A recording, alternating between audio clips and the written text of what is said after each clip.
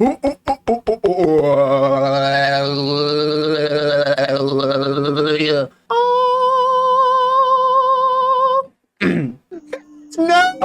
Earn give up time reduced from 75 seconds to 60 seconds. Earn bounty reduced by 10%. Unreduced for trailing team. So I think the idea here is that the earn is just going to be worth less and less. So it is kind of a very important objective, but it's not going to be like steamroll heavy as it's been. The idea is that you win early and then you just win it. You don't stop. The comeback mechanics don't matter. You just keep winning, right? Like the comeback earn back in the day was good because you would just have the earn, you could hold on to it and you could drop it and you could just try to dunk it as soon as possible, right? You picked up the earn, you could dunk it on your own safe spot on the map. As a comeback mechanic, that worked. Now, since it's on in such an even spot, every single time you try to dunk it, if you're ahead, you can easily just win, right? You can just easily just win it. It doesn't matter how far behind you are. So they're making the earn reduce value, except for when you are behind. So the comeback mechanics are going to be stronger in comparison. And the earn give up time being reduced just means that there will be like the earn fight will be over, where sometimes it goes on so long, which what I've had is that people will die on the earn fight and then they'll respawn and get back into it. So they'll like they'll be there twice in the same earn. I think they're trying to get rid of that by making the time go down, so that's good. Briggle's health permanent bonus reduced from 15 25 30 to 15 20 30. So just the little buffs you get for health will be lower. That's not the craziest issue, but you know, it's there. Kill comeback bounty values increased by 8%. So these are just more comeback mechanics, just to stop the steamrolling that happens. Street Brawl, don't care about that. Opening rounds, conditional weapon damage bonus reduced from 35 to 25%, so it'll do less damage on its like opening rounds value, which is good because ever since they made the item a lot cheaper, it's just been like, it's been a really good value item. So just making it a little bit more like consistent of value for how much you have to buy for it and how much it costs. But the spear power was increased from 4 to 7, so it's kind of a trade-off. Arcane Surge fixed various cases where the bonus is not working, so if you've been having problems with that, it should work a good amount there now. Apollo, disengaging sigil velocity increased by 50%, and the velocity's vertical horizontal ratio was changed from 5 to 1 to 1 to 1 or 1-5-1. I don't know what I don't know what that means. Disengaging sigil now allows input to alter the direction Apollo launches himself, and 80 bases to the left and right. WS effect how much backwards motion is applied. So I think the idea is that you can like use it for more movement. So like before you had like his little repulse that you could use to like just escape a lot. Now you can't really do that anymore. So to kind of like his win rate has dropped a lot. So I think the idea is that changing the way the sigil works, like look how much farther you fly now. Oh my goodness. It's going to be more of annoying because you're just kind of poking. You're going to be poking more, but like man, if I don't touch it at all, I fly back a lot. But if I hold like left, look how much velocity I get from that. I think I can hold back too. Yeah. You get so much velocity. We'll see. Maybe it'll help Apollo. Maybe his win rate will start climbing up back up again. Will be kind of cool. Actually, wouldn't be cool. I don't like Apollos. But when the Apollos are on my team, I want the buffs to matter. So we'll see how that turns out.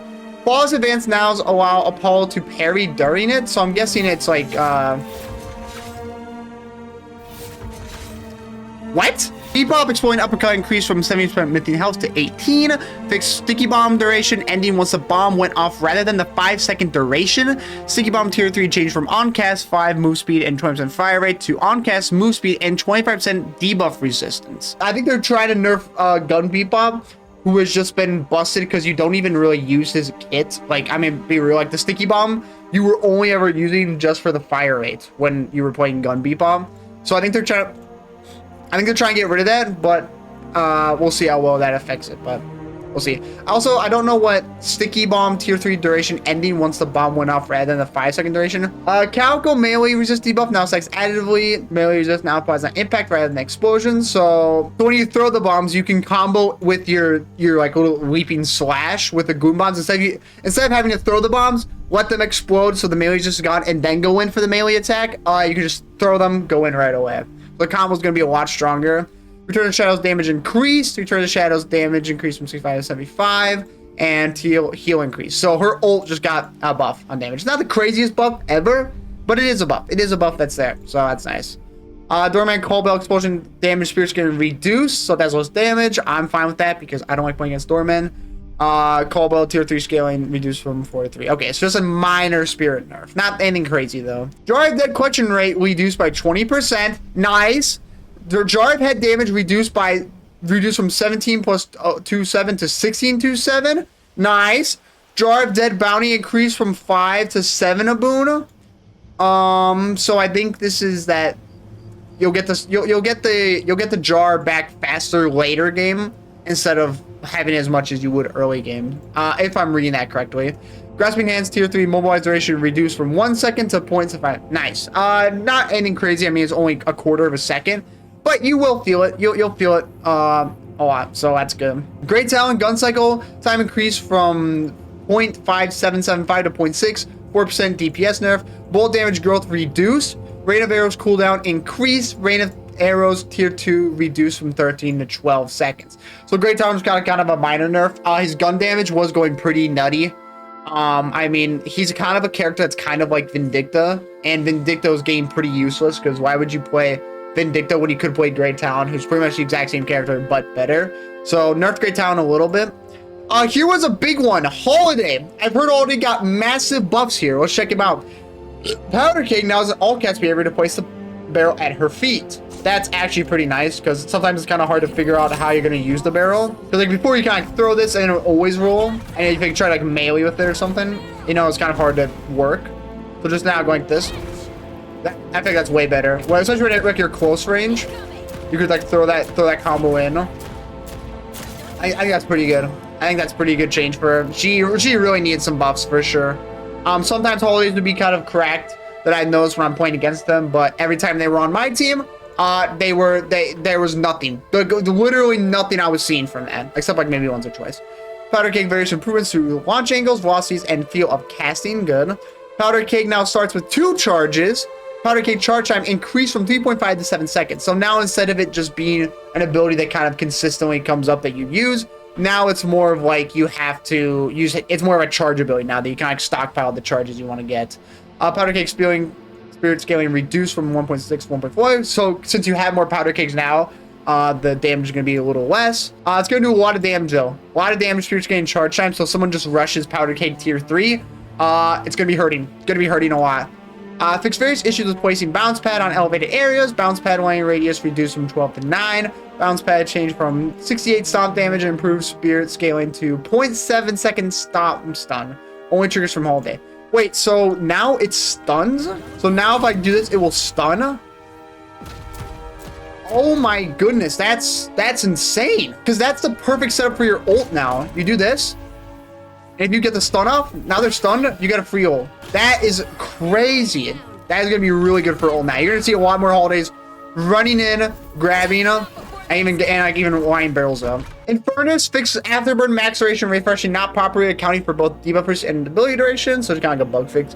Please concussive combustion cooldown not update when gain the tier 2 or other CU addresses when the ability is on cooldown. Okay, so this bug fixes.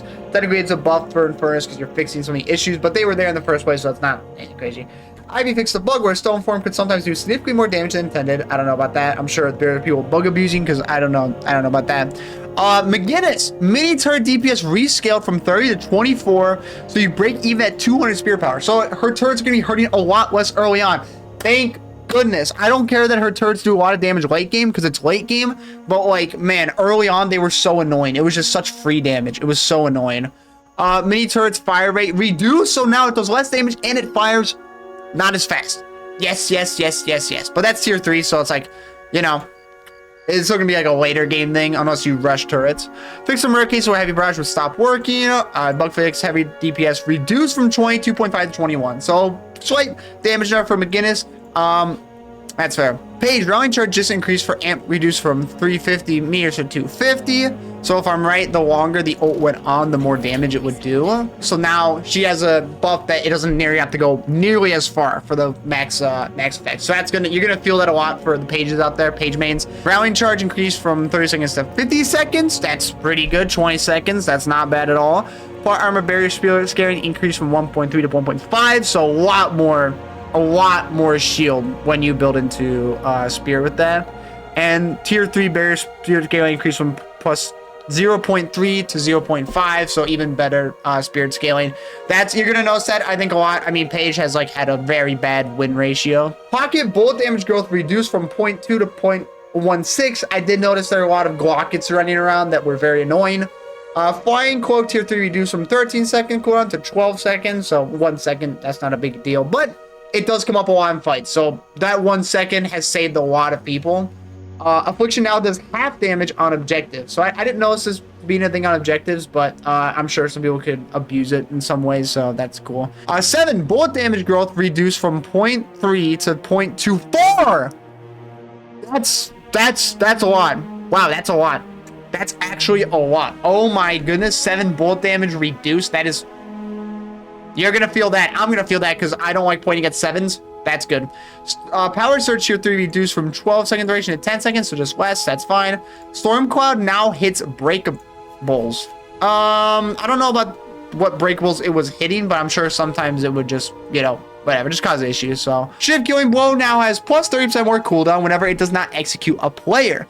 So I think the idea behind this change here with Shiv is that a lot of Shivs were using the ult to escape. You wouldn't even use the ult to finish people off, or you'd go into a gauge on a one-on-one fighting someone, and then if you were winning the one-on-one, you would just use your ult to kill them. Nice, GG's, you won the 1v1. But then if you weren't killing them, you would then use the ult to escape. So I'm sure there were just too many people just getting out with the ult. So plus 30% more cooldown, you will for sure feel it if you're using it to escape. But I don't think it's the craziest change. It's just to kind of, you know, reduce the effects of people doing that. So that's cool and all. Silver Lightning Curse cooldown increased from 40 seconds to 70 seconds. Yes, dude, I hate having to fight Silver, and then I fight her, and then the fight goes on so long that she gets it again. Thank goodness. Oh my goodness, that extra 30 seconds is going to be so nice. Holy cow, that is almost double the time of her cooldown. If it was 80 seconds, it would be double the time. So from 40 to 70 seconds, dude, oh my goodness, that's like a 175% increase. Sorry, a 75% increase. Thank goodness. Lightning Curse tier 3 no longer heals on hero kill, refresh abilities, and duration. I think this used to heal as well when you got kills. So thank goodness they got rid of that, because I mean Silver was becoming a nightmare, man. I swear. I just didn't like it at all. Not at all, man. Not at all. I did not like it, man. This is Puddle Punch increased from 40% life steal to 60%. Oh, you're really gonna have to be parrying those now. I gotta really parry those viscous punches now. Oh my goodness. Goo Ball now also increases bullet and spear resist by 10%. Jeez, man, Viscous got a buff. I didn't like playing against Viscous, and the fact that he got buffed is gonna be a nightmare scenario for me, but whatever. I'm sure I'll deal with it. Victor, Aura of Suffering reduced. Aura of Suffering now increases raise by 1, so it's a trade-off. You just have to build more into it to get those buffs. Shocking Reanimation cooldown increased from 230 to 240. Tier reduced from 120 to 110. Increased from 150 damage to 165. So the Shocking Reanimation does a little more damage, but it's going to take longer to come back up. So that's kind of a trade-off. I think that was nice. Victor for a while, it's been weird for me to play him because I've tried playing Spirit and I just get destroyed every time. So I think I'm just bad at the game. Vindicta Assassinate max bonus damage Spirit's going to increase from 1.7 to 2.0. When you build into Spirit with the character, you do get some bonus damage. So that's going to be a little bit higher for her. Warden, Bullet Fall reduced. Alchemical Flask Spirit Scaling reduced from 0.7 to 0.6. Chemical Flask reduced from 40 damage to plus 35. So the Alchemical Flask does less damage when you throw it, but it does more weapon damage debuffs from it. Binding Word reduced from 8 seconds cooldown to 14 second cooldown. That's nice. I was seeing a lot of those Binding Words being thrown out. As I play the Lash, very frustrating. Last Stand Lifesteal increased from 65 to 75%. Last Stand increased from 30 second to 35 second cooldown, plus 3 second duration to 4 second duration. So that ult's getting a buff that really needed a buff, because I swear that ult was just kind of useless. It was a cosmetic ult. Unless you really got it going and you were kind of fed, the ult you'd use the ult and people would just kill you anyway. So it didn't really do much. So that's good that got changed. So that's the patch notes. Just a few balance changes and an adjustment to the way the urn works. I think these are pretty nice. These all sound pretty nice. Holiday, I'm kind of scared of. I don't know how strong Holiday's going to be now, but this does sound kind of scary, so I don't know how to feel about this. But anyways, that's the update. More Deadlock updates, more urn changes coming, more Holiday shenanigans annoy me because I don't know how it's going to change. She might just become nuclear. I don't know. Next time. See you later. Peace.